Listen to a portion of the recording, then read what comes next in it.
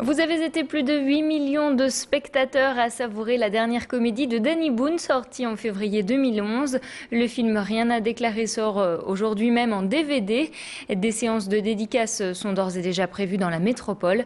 Le plus célèbre des douaniers sera à Auchan-Anglo à 10h30, au Carrefour Ouascal à midi, à 15h à la Fnac de Lille et enfin à 16h30 au Furet du Nord. Et toujours concernant Rien à déclarer, sachez que la fameuse 4L qui sert à la douane dans le film vient d'être vendue aux enchères pour 25 000 €. Le véhicule a été acheté par un certain Franck Duquesne, gérant lillois d'une discothèque.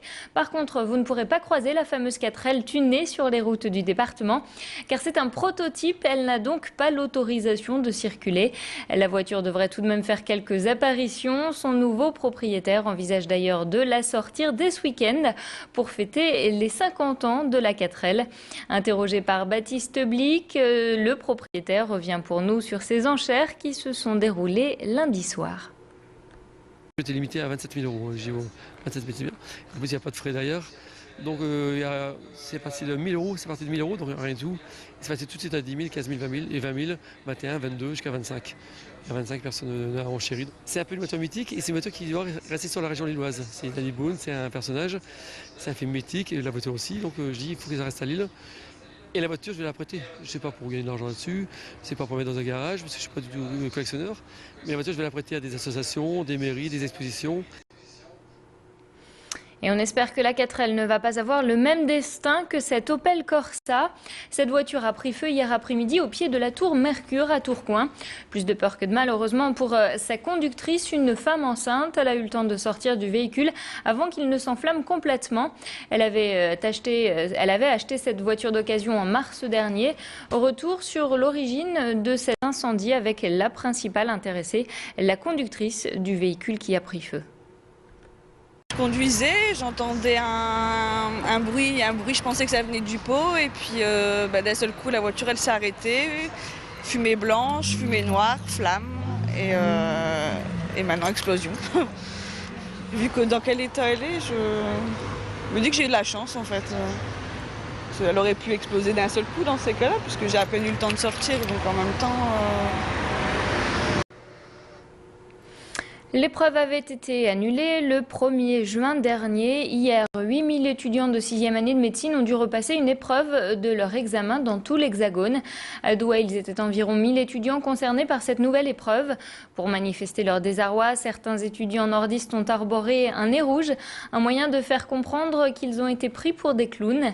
Quelques minutes avant l'épreuve, notre journaliste Tanguy Lécluse est allé à la rencontre des futurs médecins, un peu exaspérés tout de même. Écoutez-les.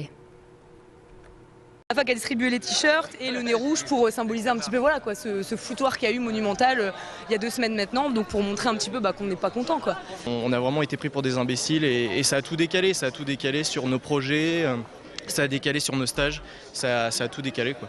On aurait préféré que ça soit neutralisé et qu'on ne vienne pas une deuxième fois parce que ça fait beaucoup de frais en plus, beaucoup de tension, beaucoup de stress. On a été beaucoup en colère, maintenant c'est l'examen qui détermine notre vie, donc il y a un moment donné, il faut réussir à le mettre de côté, du moins pour les 3 heures à venir. Et puis cet après-midi, ce sont plus de 2800 étudiants de première année de médecine qui vont devoir à nouveau plancher sur un test de biophysique. Le 17 mai dernier, le QCM proposé aux étudiants avait une faille. La question 6 n'avait pas de réponse correcte. Plutôt que d'annuler la question, c'est toute l'épreuve que les étudiants vont là encore devoir repasser ce matin même à Gaillan Expo.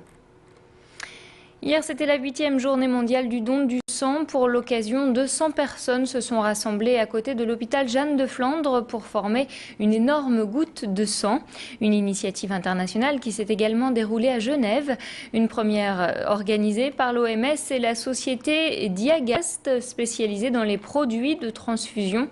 Plus d'explications sur cette manifestation avec Karine Vivier, chargée de communication au sein de la société Diagast.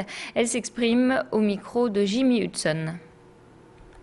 On a voulu se mobiliser pour le don du sang, donc on a voulu mobiliser un maximum de monde sur le parc Eura-Santé, donc faculté de médecine, hôpitaux, CHR, hôpitaux Jeanne de Flandre, afin de former la plus grosse goutte de sang humaine en faveur du don du sang, pour soutenir le don du sang en fait. Alors, je dirais qu'il doit y avoir plus de 200 personnes et c'est une première goutte et on espère faire mieux les prochaines fois. Et pour terminer ce flash, je vous emmène à présent au sein de la commune de M à la découverte de l'équijobbing, une méthode qui vise à évaluer le potentiel managérial des candidats. Et pour cela, le cheval est intransigeant. En effet, pour apprendre à diriger efficacement leurs employés, ces managers doivent apprendre à s'imposer face à un cheval. Et là, il n'y a pas de place pour l'erreur. L'animal est sensible aux émotions et si le manager doute, le cheval n'obéira pas. Pour les participants, l'expérience a été enrichissante. Ils font le point sur cette formation avec Élodie Bernachon. Devoir donner des directives au cheval, c'était quand même assez impressionnant, un peu stressant quand même. Très très stressé du départ, vraiment très très stressé. Après une relation avec le cheval qui est vraiment qui est unique. Et effectivement là le cheval lui qui est un outil, une sorte d'éponge qui absorbe sans rater la moindre miette tous les éléments extérieurs, nous met devant un miroir qui nous rappelle qu'on a encore beaucoup de travail.